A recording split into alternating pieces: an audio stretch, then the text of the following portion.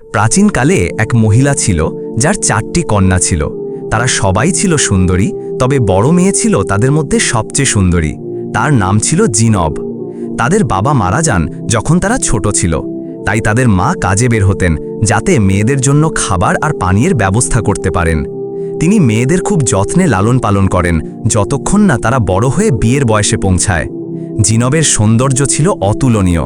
যে কেউ তাকে দেখত তার সৌন্দর্যে মুগ্ধ হতো এবং তার বিয়ের প্রস্তাব নিয়ে আসত। কিন্তু জিনব ছিল অত্যন্ত অহংকারী।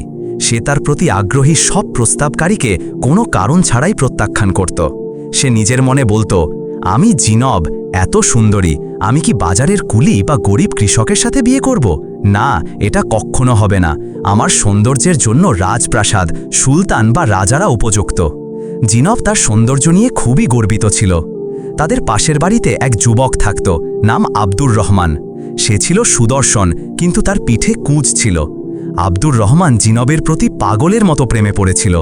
গ্রামে যখনই জিনবের সাথে তার দেখা হতো, সে বলতো, জিনব, কবে তুমি আমার প্রতি দয়া করে আমাকে বিয়ে করবে?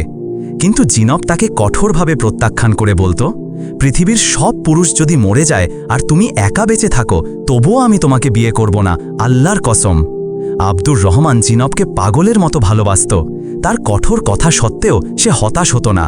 সে স্বপ্ন দেখত একদিন জিনব আকে গ্রহণ করবে এবং তারা বিয়ে করবে।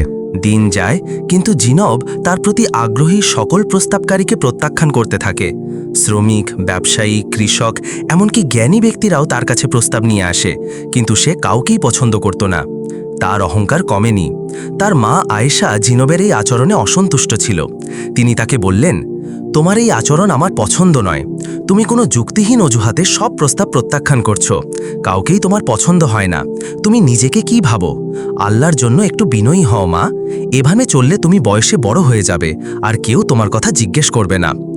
জিনব উত্তর দিল, মা, চিন্তা করো না, আমার স্বপ্নের রাজপুত্র এখনো আসেনি। যখন সঠিক সময় হবে, সে এসে আমাকে তার প্রাসাদে নিয়ে যাবে। জিনব স্বপ্ন দেখত একজন সুলতান বা রাজার এসে তাকে বিয়ের প্রস্তাব দেবে। গ্রামে খবর ছড়িয়ে পড়ল যে জিনব সব প্রস্তাবকারীকে প্রত্যাখ্যান করেছে। এমনকি গ্রামের বড় বড় ব্যবসায়ীরাও তাকে প্রস্তাব দিয়েছিল, কিন্তু সে তাদেরও ফিরিয়ে দিয়েছে। গ্রামের মহিলারা যখন একত্র হতো, তারা শুধু জিনব নিয়ে কথা বলতো। কেউ বলতো, নিশ্চয়ই জিনবের প্রেমে কোনো জিন পড়েছে, তাই সে বিয়ে করতে পারছে না। কেউ বলতো, না, জিন নয়, আমার মা বলেন তার মধ্যে কোনো ত্রুটি আছে, তাই সে কাউকে বিয়ে করতে চায় না। আরেকজন বলতো, তোমাদের কথা ঠিক নয়, জিনব বলে তার সৌন্দর্যের জন্য শুধু রাজা বা সুলতানই উপযুক্ত। কেউ দুঃখ করে বলতো, বেচারি জিনব, আয়েশার মেয়ে, সে তার স্বপ্নের রাজপুত্রের জন্য অপেক্ষা করছে। দিন যায়, জিনবের বয়স বাড়তে থাকে, প্রস্তাবকারীর সংখ্যা কমে যায় এবং এক সময় কেউই আর তার দরজায় কড়া নাড়তে আসে না। কিন্তু আব্দুর রহমান তখনও অপেক্ষা করত, যদি জিনব তাকে বিয়ে করতে রাজি হয়। জিনব তাকে দেখলেই মাথা আকাশের দিকে তুলে অহংকার দেখাতো এবং তাকে প্রত্যাখ্যান করত। একদিন জিনব উদ্বিগ্ন হয়ে পড়ল, কেউ আর তার দরজায় আসছে না।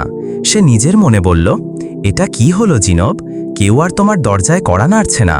যারা তোমার বাড়ির সামনে ভিড় করত, তারা কোথায় গেল? হয়তো আমি ভুল করেছি।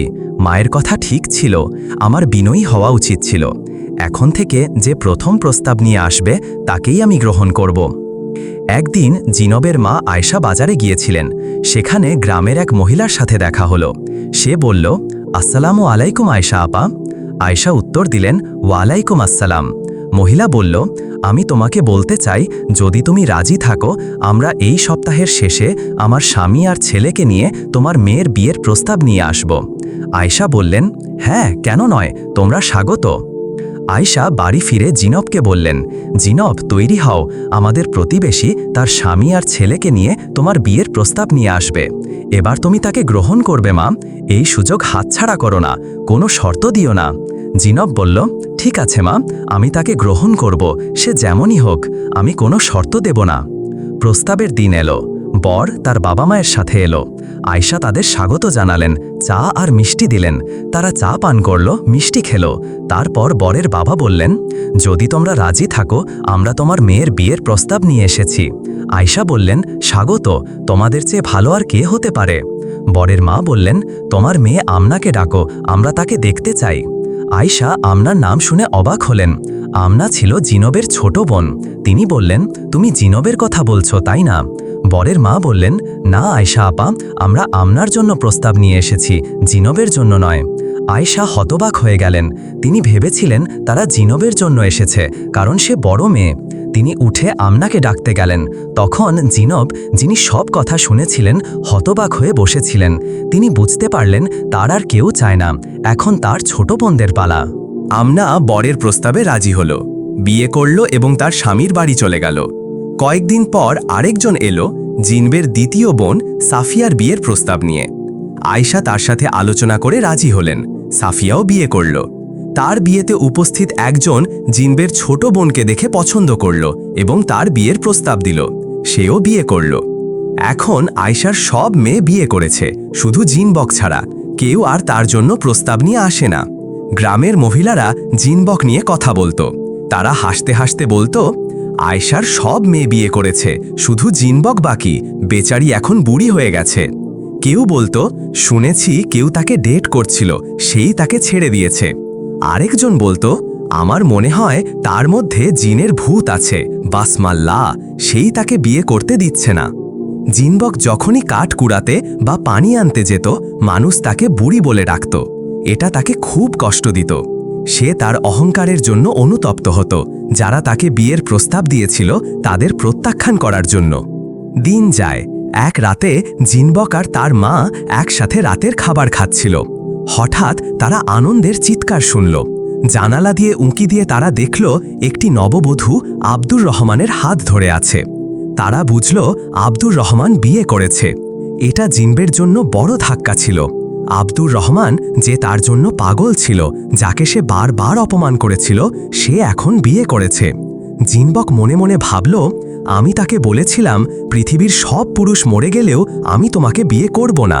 এখন সে বিয়ে করেছে আর আমি এখনো অবিবাহিত। দিন যায়। জিনবক বাড়িতে দুঃখী হয়ে থাকত।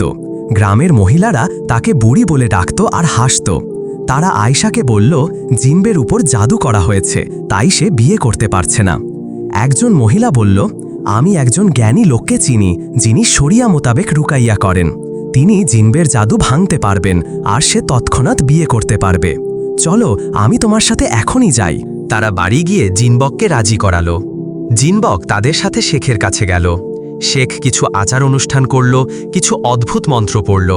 সে জিনবককে বলল তার ওপর জাদু আছে। সে কিছু ভেষজ মিশিয়ে তাকে দিল। কিছু কোরআনের আয়াত পড়ে মিশ্রণটি তৈরি করল। বলল, এটি ফুটন্ত পানিতে মিশিয়ে খেতে হবে। তারা শেখকে ধন্যবাদ দিয়ে কিছু টাকা দিয়ে চলে আসলো। জিনবব আর তার মা বাড়ি ফিরল। জিনবক প্রতিদিন সকাল সন্ধ্যায় ভেষজ মিশ্রণ খেতে শুরু করল, কিন্তু কোনো বর আসলো না। কিছুদিন পর তারা আবার শেখের কাছে গেল। শেখ বলল, তোমার নিয়ত খাঁটি নয়। নিয়ত খাঁটি হলে অনেক বর তোমার দরজায় আসত। সে আরেকটি ভেষজ দিয়ে বলল, এটি পানিতে ফুটিয়ে গোসল করো 3 দিন সকাল সন্ধ্যা, তারপর ফিরে এসো, আমি তোমাকে ধূপ দেব। জিনবক ভেষজ নিয়ে বাড়ি ফিরল। সে সকাল সন্ধ্যা গোসল করল, কিন্তু কোনো ফল হলো না। কেউ প্রস্তাব নিয়ে এলো না। তারা বুঝল শেখ তাদের ঠকিয়েছে। তারা আরেকজন শেখের কাছে গেল। এভাবে তারা জাদুকর আর ভণ্ডদের পেছনে টাকা খরচ করতে লাগলো। কোনো ফল হলো না। জিনবের শরীরে এসব ভেষজের ক্ষতি হচ্ছিল কিনা তাও তারা জানত না। একদিন জিনবক অবশেষে সঠিক পথে ফিরল। সে বুঝল সে আল্লাহর হুকুম ভুলে গিয়েছিল। সে বলল, হায় আল্লাহ, আমি কি করেছি? শয়তান আমাকে ধোঁকা দিয়েছে। আমি জাদুকর আর ভণ্ডদের পেছনে গিয়েছি। আমি আল্লাহর সাথে আমার সম্পর্কে বাধা সৃষ্টি করেছি। বিয়ের জন্য আমি আল্লাহকে অমান্য করেছি। এভাবে চললে আমি শিরিক করব। যদি আল্লাহ আমার জন্য বিয়েতে কল্যাণ থাকতো, তাহলে আমি অনেক আগেই বিয়ে করতাম। এটা আমার ভাগ্য আর আমি আমার ভাগ্যে সন্তুষ্ট। জিনব আর জাদুকরদের কাছে যাওয়া বন্ধ করল। সে তার মায়ের কাজ নিজে করতে শুরু করল, কারণ তার মা বয়সের কারণে আর কাজ করতে পারতেন না। জিনব পশম ধুয়ে সুতা কেটে বাজারে বিক্রি করত, গরুর দুধ দহন করে বাজারে বিক্রি করত, সন্ধ্যায় ফিরে মায়ের সাথে বসে গল্প করত। সে বিয়ের কথা ভুলে গিয়েছিল। বাজারে মানুষ তাকে বুড়ি বলে ডাকলেও সে আর পাত্তা দিত না। একদিন জিনব বাজার থেকে ফিরে মায়ের সাথে চা খাচ্ছিল। হঠাৎ দরজায় কড়া নাড়ার শব্দ হলো। তারা অবাক হলো, কারণ কেউ তাদের দরজায় আসতো না। তার বোনেরা শুধু ঈদে আসতো। জিনব দরজা খুলে দেখল একজন পুরুষ আর একজন মহিলা দাঁড়িয়ে। পুরুষটি বলল, এটা কি আয়েশা আপার বাড়ি? জিনব বলল, হ্যাঁ, এটা তার বাড়ি। পুরুষটি বলল, তোমার বাবা, আল্লাহ তার মাগফিরাত করুন, আমার বন্ধু ছিল। আমরা একসাথে ব্যবসা করতাম। তোমার মাকে ডাকো, আমি তার সাথে কথা বলতে চাই। জিনব মাকে ডাকল। আয়েশা তাদের স্বাগত জানালেন। জিনব তাদের চা আর মিষ্টি দিল। তারা খেলো, পান করল। পুরুষটি বলল, আয়েশা আপা, আমি তোমার সাথে কথা বলতে চাই।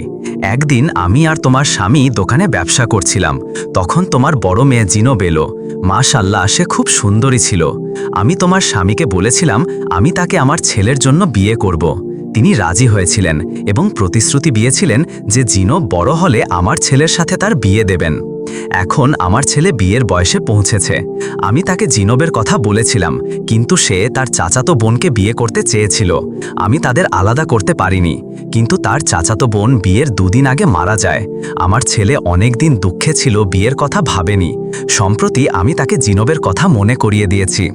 আমরা জানতে পেরেছি জিনব এখনও অবিবাহিত, তাই আমরা এখানে তার বিয়ের প্রস্তাব নিয়ে এসেছি। আয়েশা আর জিনব এই কথা শুনে একে অপরের দিকে তাকালো। তাদের চোখে পানি চলে এলো। তারা নীরব কথায় অনেক কিছু বিনিময় করল। বরের মা জিনবের পাশে বসে বললেন, তুমি কি আমার ছেলেকে বিয়ে করবে? জিনব কোনো প্রশ্ন না করে বলল, হ্যাঁ খালা, আমি রাজি। তোমাদের চেয়ে ভালো কাউকে পাবো না। এখন বুঝলাম কেন আমি এতদিন বিয়ে করিনি। আমার বাবা তোমাদের প্রতিশ্রুতি দিয়েছিলেন, আর তোমরা সেই প্রতিশ্রুতি ভোলনি। তারা বাগদানের দিন ঠিক করল। বর এলো জিনবকে দেখতে। জিনবের সৌন্দর্য তাকে মুগ্ধ করল। তাদের মধ্যে প্রেম জাগল। জিনব জানতে পারল সে একজন বড় ব্যবসায়ী। তারা বিয়ের তারিখ ঠিক করল। বিয়ের কাগজপত্র হলো। একটি বড় উৎসবের আয়োজন করা হলো। যারা জিনবকে বুড়ি বলে ডাকত, তারা এখন মুখ বন্ধ করে দিল। বিয়ের পর জিনব তার স্বামীর বাড়িতে গেল, যেটি ছিল প্রাসাদের মতো। সে তার মাকে সাথে নিয়ে গেল, কারণ তার মা বৃদ্ধ হয়ে গিয়েছিলেন এবং একা থাকতে পারতেন না। এটাই ছিল জিনবের একমাত্র শর্ত। জিনব তার স্বামীর সাথে জীবনের সবচেয়ে সুখী দিনগুলো কাটালো। তার স্বামী তাকে এমন যত্ন করত যেন সে একটি ডিম যা ভেঙে যাওয়ার ভয়ে রাখা হয়। সে জিনব আর তার মাকে খুব ভালোভাবে দেখাশোনা করত। জিনব বুঝল যখন সে তার ভাগ্যের ওপর সন্তুষ্ট হল এবং আল্লাহর ওপর ভরসা করল, তখন আল্লাহ তাকে এমন জায়গা থেকে দান করলেন যা সে কল্পনাও করেনি। তার ধৈর্যের পুরস্কার হিসাবে সে একজন শ্রেয়া, সুন্দর এবং দয়ালু স্বামী পেল। জিনব তার স্বামীর সাথে সুখে জীবন কাটাতে লাগল এবং তাদের 2টি সুন্দর যমজ সন্তান হল। এভাবে আমার গল্প এক উপত্যকা থেকে আরেক উপত্যকায় গিয়ে তোমাদের কাছে পৌঁছালো। নবীর ওপর দরুদ পড়ো এবং এই গল্পের জন্য একটি লাইক দাও।